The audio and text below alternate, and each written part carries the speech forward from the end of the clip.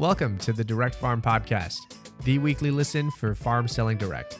We'll talk about the 4 levers for farm success, which are quality, brand, price, and convenience.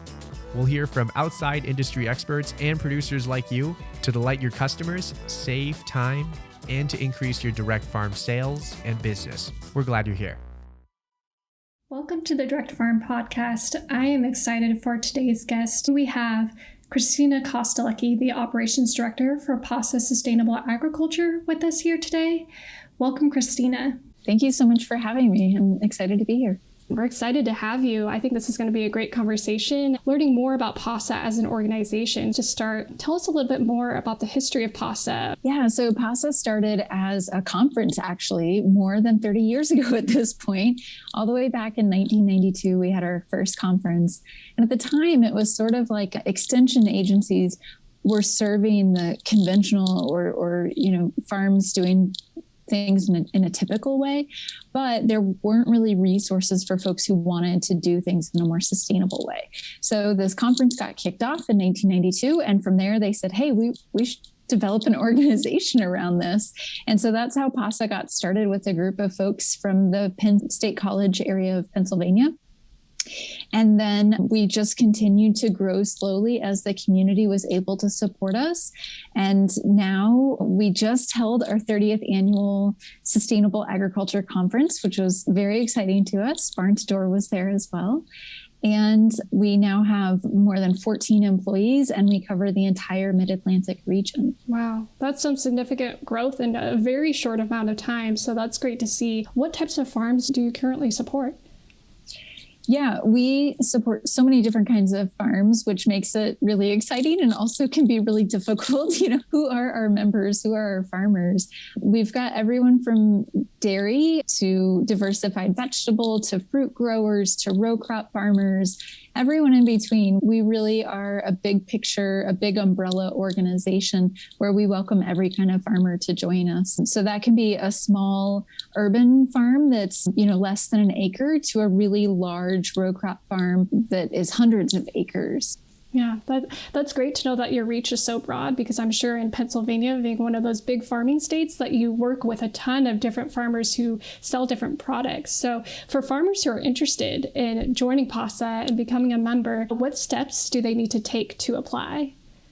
On our website, pasafarming.org, you can find the information that you need to join. We actually, many of our members learn about us through word of mouth, either through folks like Barn to Door or their neighbor or a workshop that they attend through Pasa. So I really encourage you, join our e-news. That's a really great way to kind of see what we're doing, what's coming up, that you can get connected with us. And then if it seems like it's the right fit, if either one of our research projects or educational events or our farmer to farmer training programs are sort of the right fit for you, then you can become a member and start participating in all of these programs that we've got going on. For sure. So you kind of touched on going into some of the benefits that there are to being a member at Pasa, from the e-newsletter that you just shared, as well as, the conferences, the trainings, the additional resources. What would you say are some of those key or beneficial aspects of a Pasa membership that you have definitely noticed have helped farmers grow and expand over the years? Yeah, the things that farmers tell us are really valuable to them are the networking connections. Our conference, the educational component, is really, really, really important. We provide farmers with other farmers who are experts and other experts in the field to help them learn about the trade and help them expand their current processes, help them pivot to a new process. Maybe that's a new marketing channel. Maybe that's a new value-added product. Maybe that's a new marketing stream. There's a lot of different techniques that farmers can use. It might even be like transitioning their farm to a new generation of ownership or new generation of management. So that educational component is the primary thing that people talk about as being really valuable about Pasa. But also, if you're at an event there for the education, you're also getting a lot of really great networking with people directly in your community. So it's kind of the equivalent of showing up at a hay auction, right? You get to do that chit chat about topics that are really specific to you, that are meaningful, and will have an impact on your farm business. Other things that farmers find really valuable are participating in our research programs. So we have a financial benchmark research program, a soil health benchmark program, a diversified livestock research program. So all of these different things help you see what is your farm doing from year to year that's making an impact.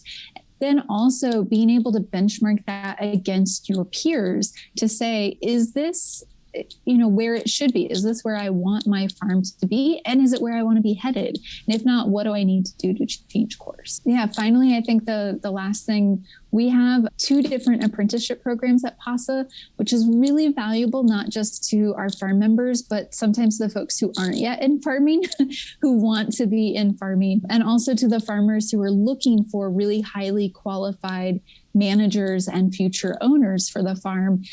Making those connections with the next generation is really valuable to them as well. And I loved how you touched on the networking component in addition to the education and the resources. Maybe touch a little bit more on going virtual and how that's changed in terms of your reach and being able to interact with your membership and how members are able to interact with each other. Yeah, everything went virtual this year, right? Yes. Farmers figured out how to sell online. Farmers markets figured out how to sell online and package things for pickup. Pasa figured out how to do webinars while we were already doing a few webinars. All 50 of our events throughout the year suddenly switched to online kind of overnight. So we figured out how to make the best of farmers' time. If we're going to ask them to show up for an hour-long webinar, it's got to be really worth their time. So we've got to have the experts there. We've got to be providing programming around what the farmers are asking for, what they need at the moment. And in a lot of ways, webinars allowed us to pivot really, really quickly. So instead of needing to set up, a farm visit and figure out all of the logistics of parking and food and, social distancing and all that sort of thing, we could do this online and in a couple of days put together really high quality webinar for farmers. Taking an entire conference virtual and being able to maintain those interactions that happen, those like bumping into each other in the hallway, was a much harder, much bigger ask. We pulled off more than 90 different educational programs in that conference this year, but we also helped people make those casual connections. And we did that through a series of we had a morning meeting where we put people into kind of random breakouts. It was sort of like assigning someone a table at a conference dinner saying, hey, you get to sit with these folks and chat with them. We had lunch breakouts. We even had game nights so that the whole family could get involved. So we've really tried our best to find ways to make this virtual space feel like it had an atmosphere and feel like people could make connections with each other. We still miss the hugs. We didn't find a replacement for that. So we are looking forward to being in person again next year for our conference. But there were a lot of positives to going virtual as well. Our carbon footprint was reduced. We didn't have people driving hundreds of miles. They didn't have to stay in hotel beds. They could stay at home. They could get their work done on the farm and still show up and connect in this virtual way. While we will be looking forward to being in person, we were also happy to host this in this space and learn some really valuable lessons about bringing things online. That's great to see, and to see that engagement as well between the farmers. So going back a little bit more to Pasa as members, so your membership, how would you say that they've been able to pivot over this past year in 2020? Yeah, here at Pasa, and I think with all of our members, we can barely remember March and April of 2020, where there were well-established rules and plans and customers. Suddenly there were questions, and more questions. Farmers that were selling to restaurants figured out how to do CSAs and direct sales. Farmers markets figured out how to implement social distancing and use volunteers to manage people in this open space that was a lot safer than, for example, grocery stores. Our members did a tremendous job of pivoting. Pennsylvania happens to be the number one in the nation for direct-to-consumer sales. So a lot of our firms were already used to interacting with their customers. Now it became, how do we interact, but from a distance? And how do we increase this engagement to a whole scope of new customers? So a few of my favorite success stories are examples where farm markets popped up kind of overnight to help farmers in their community sell to customers. And in many cases, that meant figuring out a whole online ordering system for a whole bunch of different farms all at once, which is a testament to the willpower and the community that we have in our membership. A couple of other success stories, a lot of farms increased sales, but at the same time started employing more people and figured out a lot of regulations, both from the state and federal level, very, very quickly. And we use this term pivot a lot, but farmers have always been great at pivoting and figuring out solutions. This just really showcased the ability, when we give farmers the space to do this, that they can figure things out and fill in where there are gaps in their community. What would you say are some of those tactics that farmers use in terms of transitioning their business online? The most successful farms that we've seen have been the ones that don't try to have one person do everything. We're already asking farmers to stay out in the field well into the twilight times. If you're out in the field until 9:00 at night, you can't also be online managing all of these systems and ways of selling things. So lean on folks like Barn to Door, community members, farm workers. Figure out if you've got a farm employee who is really great at this and wants to do it, let them step up and take some responsibility for it. And then also, I would say our farmers understand that incremental change is often necessary. That wasn't necessarily able in early 2020. We had to just do it overnight. But oftentimes that meant, okay, we're going to list our products online and folks can buy stuff, and that's kind of it. But now maybe that you've been doing it for a year, maybe you can add another marketing channel like wholesale to your online sales. Maybe you can add a CSA to your online sales, or maybe you can expand beyond what you're doing now in terms of marketing and outreach to new customers. So I think those incremental changes, relying on people in your community to help you, those are all kind of things that we've seen farmers be really successful at in terms of their marketing, not expecting to make these leaps and bounds overnight every single year.